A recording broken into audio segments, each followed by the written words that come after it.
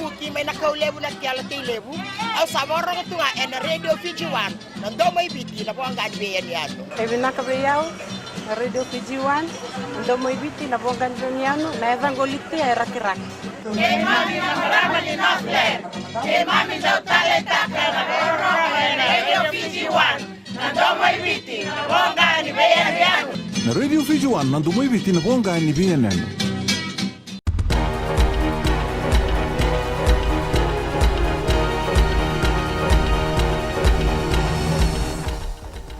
Ni mola bena kase konga no bole leka ni nonda tutuku e nambonge dendai.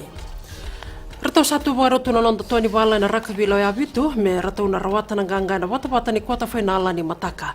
Wangde tako Ben Rai nandon bebo buli ni timi ni satonga na bole tutuku ni benga una na beka rato rawata ni kona dhurubo ia ni mataka na makembe na duata ni sar na beka matana taike na lomo ni rara.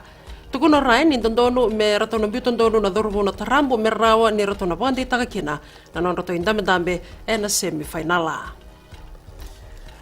Wakandina ni kua o Timothy na tuwa na minista yang garaba na tatango makia na nonda punua e na kisi na isenia na ranronro. Beitaki o ranronro e na tinikandua na dhala ni kia na wangatani taki na bayanga taki ni lavo e na ngauna ben garabitu ki na ministry ni beila koyaki ka kia na minista bolio na tuba. Beitaki o ranronro ni a bayanga taka na edai na tuba na nana singa me turu kia na wailo wa e dheo nondolu ona na raunandola mai na maliwa ni me ronondolu katini kia na tiune ronondolu tinikandua.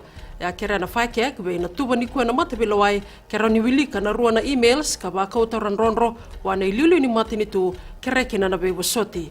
E nando atala na email ya wale wakina e so na mata ni fika ka ba basi ka mai e ba na kambani ia e ba dina tako ranronro ni aba yang ataka na ilavo ya. Sibe ni tinika tolu na milioni ng dola e so miki na kambani na SAG Holco o kati ba ka tax rebate. Done wil ni labo le so na mati ni tu metho menangonongo. Asol ni labongo na buku ni kana warotaki na yale na survivor and ronika ni waswase katambaki na yatu mama no dene bakiongo. Rauta ni tolan rawasa ngabula le ni bonua er baga taki na ngauna e warotaki tigo kina na yale ya. Kinangito sabang dita ko Ben Ryan ang tanong ibo buli din ni timi ni rakabilo ya bitu ni sanga ni nabagadingoy samiso ni birbir na boningito. Ngoni o tinakyan na mabone pa na nangaw na sutabikina na timi ni Argentina na mataka ni kuwa. Sabang ato buli o tinamubuwa katoka ibana kaluray ni sanga so tinimabolebu. Iya kanererito kami bagay tukuno Ryan ni natomana no nanggito iya nabuko ni sota ni mataka na bagatauta kaya itubaki ni mabuwa katoka ibana.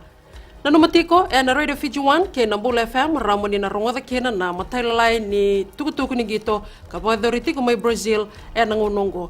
Timbitiko na lingamo ni rame rato na bande taka na dorbo na norto indamdambe na semifinala ni daba ng gito ni mataka. Daba kira na bagalelaka ni nonday tukutuku nambungin dinday.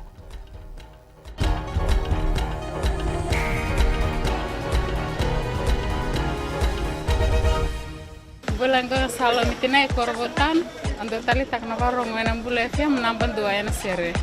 Volvina gua saukuru todo tali tak na Bula FM. Nimbula narango lavinia to ken korro na kasi.